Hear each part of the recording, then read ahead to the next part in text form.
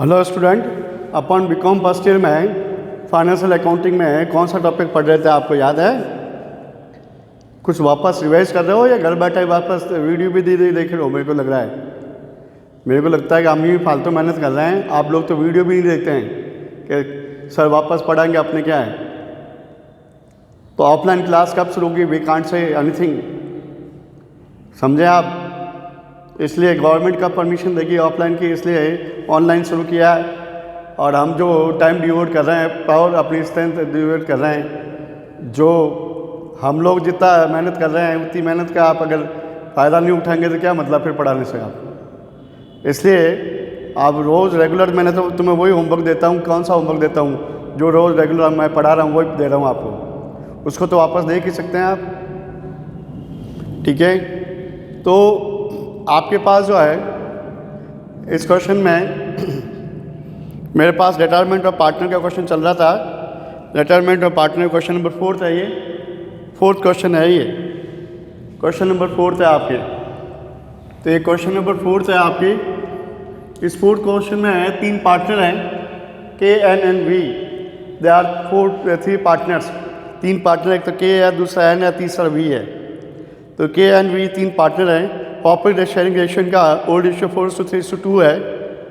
और balance sheet जो given है आपकी 31 दिसंबर की, सन्डी क्रेडिटर 6,900, कैपिटल अकाउंट के का 20,000 रुपये, एन का 15,000 रुपये, वी का 10,000 रुपये, कैश एट बैंक 5,500 रुपये, डेटर्स 5,000 का 5% प्रोविजन बनाइए 250 रुपये, 100 रुपये से प्रोविजन बना हुआ है पहले से 5,000 पर। Stock 8,000, plant machine 8,500, factory land and building 25,000।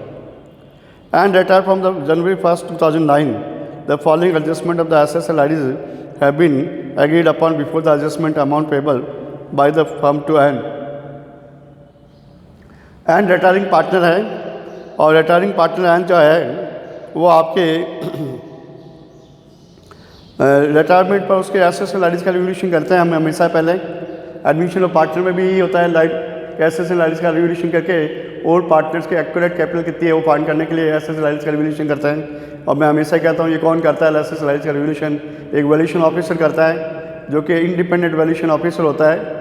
उसको किसी से कोई रिलेशन नहीं है, वो फुल्ली इंडिपेंडेंट पर्सन होता है। ये आर्किटेक्ट इंजीनियर वैल्यूएशन ऑफिसर होता है।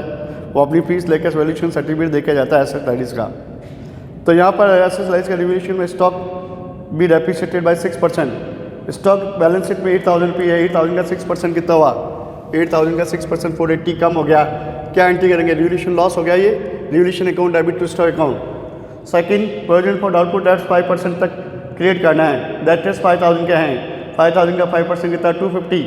तो 250 रुपये प्रोविजन बनाना है। प्रोविजन फॉर डाउटफुल डेट्स 250 करना है, जबकि 100 रुपये पहले से बना हुआ है। तो 250 में से 100 कम कर दिया तो 150 रुपये रह गया आपकी। 250 में से 100 चला गया तो कितना रह गया आपके? 150। फिर नेक्स्ट जो है आपके फैक्ट्री लैंड एंड बिल्डिंग की वैल्यू इंक्रीज़ हो गई है। ये कि एडवांटेज हो गया, प्रॉफिट हो गया आपका रिवैल्यूएशन। और रिवैल्यूएशन प्रॉफिट किस में? फैक्ट्री लैंड एंड बिल्डिंग पर 20% इंक्रीज़ हो गया। 25,000 का 20%, 25,000 का 20% कितना हो गया आपके? 25,000 का 20% 5,000 रुपये हो गया आपके। 25,000 का 20% 5,000 रुपये हो गया आपके। फिर उसके बाद 25,000 का 20% 5,000 रुपये हो गया। आउटस्टैंडिंग लीगल एक्सपेंसेस का प्रोविजन बनाना है 770 रुपये का। तो टू आउटस्टैंडिंग लीगल एक्सपेंसेस 770 रुपये का प्रोविजन बना लिया आपने। 770 रुपये आउटस्टैंडिंग लीगल एक्सपेंसेस का 770 रुपये, ये आपके लीगल एक्सपेंसेस का प्रोविजन बन गया आउटस्टैंडिंग का। तो आउटस्टैंडिंग लीगल एक्सपेंसेस 770 का प्रोविजन बन गया आपके। फिर आपके पास जो है आउटस्टैंडिंग लीगल एक्सपेंस 770 के बाद आपके ये रिवैल्यूएशन का काम पूरा हो गया।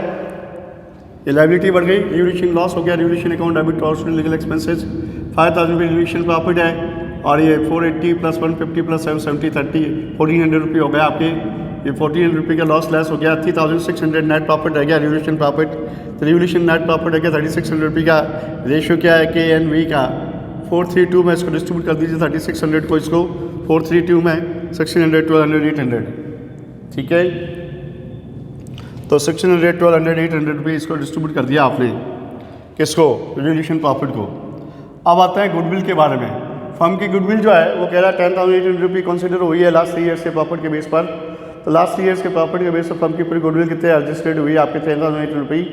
और के और V going to share their profit in 5/8 and 3/8। New ratio अब जो है ना 5/8 और 3/8 है किसका, रिमेनिंग पार्टनर के और वी का। तो के और वी का रिमेनिंग रेशियो, अब न्यू रेशियो क्या है 5/8 और 3/8 है। तो अब न्यू रेशियो 5/8 3/8 है आपकी। तो new ratio minus old ratio equal to क्या होगा, gain ratio. New ratio minus old ratio क्या होगा, गेन रेशियो। 5/8 माइनस 4/9 एलसीएम हो गया 72। एलसीएम कितना हो गया आपके 72 हो गया। 9 टाइम्स हो गया, 9 5 45, ये 8 टाइम्स हो गया, 8 4 32। ठीक है, 45 माइनस 32 कितना हो गया आपके 13/72। फिर 3/8 और 2/9 एलसीएम कितना हो गया 72। 9 3 27 माइनस 8 से 6 27 माइनस 16 11/72। तो ये रेशियो हो गया आपके 13:11। 13:11 रेशियो हो गया आपके इनका के और वी का रेशियो कितना हो गया 13:11। तो 13:11 रेशियो हो गया आपके के और वी का गेन रेशियो। तो गेन रेशियो के हिसाब से 13:11 में इनको गुडविल अमाउंट एडजस्ट करना है। ये गुडविल शेयर है ना एन का, जो 10,800 में 3/9, 10,800 का 3/9 कितना हुआ 3600 रुपये। ये 3600 रुपये कौन बॉन्ड करेंगे, किसने प्रॉफिट शेयर खरीदा है, के और वी ने। और के एंड वी ने जो प्रॉफिट शेयर खरीदा है, एन का हिस्सा जो खरीदा है, किस रेशियो में खरीदा है 13:11 में। तो 13:11 में ये बॉन्ड करेंगे, K capital account debit, V capital account debit. 13:11 के हिसाब से कितना हो गया आपके 1950 1650, 1950 और 1650। तो 1950 और 1650 ये आपके गुडविल से एडजस्ट कर दिया किसका, एंड रिटायरिंग पार्टनर का, किससे, रिमेनिंग पार्टनर से। तो गुडविल से क्रेडिट कर दिया आपने एन का, ये देखिए बाई के कैपिटल बी कैपिटल, बाई के एंड वी कैपिटल लिख दिया आपने। और ये एंट्री जो हुई है के और वी डेबिट हुए हैं और एन क्रेडिट हुआ, एन के क्रेडिट कर दिया, रिटायरिंग पार्टनर को क्रेडिट कर दिया 3600 से। और रिमेनिंग पार्टनर उसी गुडविल के लिए डेबिट होगा टू एन के नाम से। एन के डेबिट हुआ 1950, वी डेबिट हुआ 1650 से। गुडविल शेयर से एडजस्टमेंट में 1950 1650। ठीक है, अब एन का शेयर कितना हो गया 15,000 तो हो गया आपके कैपिटल के 1200 रुपये रिवोल्यूशन प्रॉफिट 3600 गुडविल। इसके 19,800 ड्यू बनता है, कितने बनता है 19,800। और 19,800 रुपये एन लोन अकाउंट में आपने ट्रांसफ़र कर दिए। कहाँ ट्रांसफ़र कर दिया आपने, एन के लोन अकाउंट में पूरे के पूरे 19,800 रुपये ट्रांसफ़र कर दिया आपने। तो 19,800 पूरे ट्रांसफ़र कर दिया आपने। फिर आते हैं आगे 12,150, 12,150 है आपके। तो ये 12,150 क्या आपके जहाँ टोटल है। तो 12,150 टोटल है किसकी आपके कैसे 12,150 देखते हैं पहले। तो ये गुडविल से डेबिट हो गया, ये एन का लोन हो गया। अब वो कह रहा है कि फर्म की कुल कैपिटल 28,000 रुपये देखनी है after retirement of N. N के रिटायरमेंट के बाद जो ड्यू कैपिटल है वो तो एन लोन अकाउंट में ट्रांसफ़र कर दिया आपने। लेकिन अब रिमेनिंग पार्टनर की कैपिटल 28,000 रुपये रखनी है। द 6 पॉइंट है आपके that the entire capital of the firm are newly constituted at fix 28,000 रुपये between K and V. K and V के बीच में 28,000 रुपये कैपिटल रखेंगे in proportion of 5:8 3/8। After passing entry the above the account for goodwill actual cash to be paid or to be brought by the continuing partner as cash may be. तो 28,000 रुपये capital रखनी है इनकी 5:3 में। 28,000 को 5:3 में रखते हैं 5/8 3/8 17,500 एंड 10,500, 17,500 और 10,500 17,500 एंड 10,500 ये आपके बैलेंस रखना है दोनों का। तो 17,500 रुपये रख दिया, 10,500 रुपये रख दिया आपने किसका बैलेंस 17,500 10,500। ओके, तो 17,500 10,500 बैलेंस चाहिए। जबकि इसका कितना है, के का 21,600 है। 21,600 में से ये आपके जो है 1,950 लेस कर दिए और 17,500 बैलेंस चाहिए। तो इसका सरप्लस बैलेंस पड़ा कितना 2,150। ये के तो विड्रॉ करेगा, सरप्लस कैपिटल इसकी 2,150 2,150 रुपये 2,150 रुपये इसके सरप्लस कैपिटल विड्रॉ कर लेगा। तो उसको बैलेंस चाहिए कितना 17,500 ही चाहिए। तो ये सरप्लस कैपिटल जो है 2,150 विड्रॉ कर लेगा। अब आया बी 12,150 चाहिए 1650 प्लस 10,500 कितना 12,150। अब 12,150 में से तो 10,800 ही है, कम पड़ रहे हैं तो ये पैसा लेके आएगा, ये डेफिशिएंट कैपिटल लेके आएगा। कितनी डेफिशिएंट कैपिटल लेके आएगा बैलेंसिंग फिगर के हिसाब से 1,350। तो ये 1,350 डेफिशिएंट कैपिटल कौन लेके आ रहा है आपके 1,350 डेफिशिएंट कैपिटल लेके आ रहा है वी लेके आ रहा है 1,350 डेफिशिएंट कैपिटल आपके। डेफिशिएंट कैपिटल कौन लेके आ रहा है वी 1,350 रुपये आपके 1,350 रुपये डेफिशिएंट कैपिटल है वी की, ठीक है। ये वी के डेफिशिएंट कैपिटल आपके, ओके। तो अब आपके पास जो है ये रिटायरमेंट पे कौन गया एन, उसकी ड्यू कैपिटल फाइंड करनी थी। उसकी ड्यू कैपिटल कितनी है 19,800। वो कैश पेमेंट नहीं कर रहे हैं, वो लोन अकाउंट में ट्रांसफर कर रहे हैं, वो एन लोन अकाउंट में ट्रांसफर कर दिया आपने 19,800 रुपये। तो बैलेंस शीट में एक लाइबिलिटी बढ़ गई आपकी 19,800 किसकी एन के लोन अकाउंट की। तो बैलेंस शीट की राइट साइड में एक और आइटम आएगा आप इस क्वेश्चन में 19,800 राइट साइड में आएगा आपका एन लोन अकाउंट।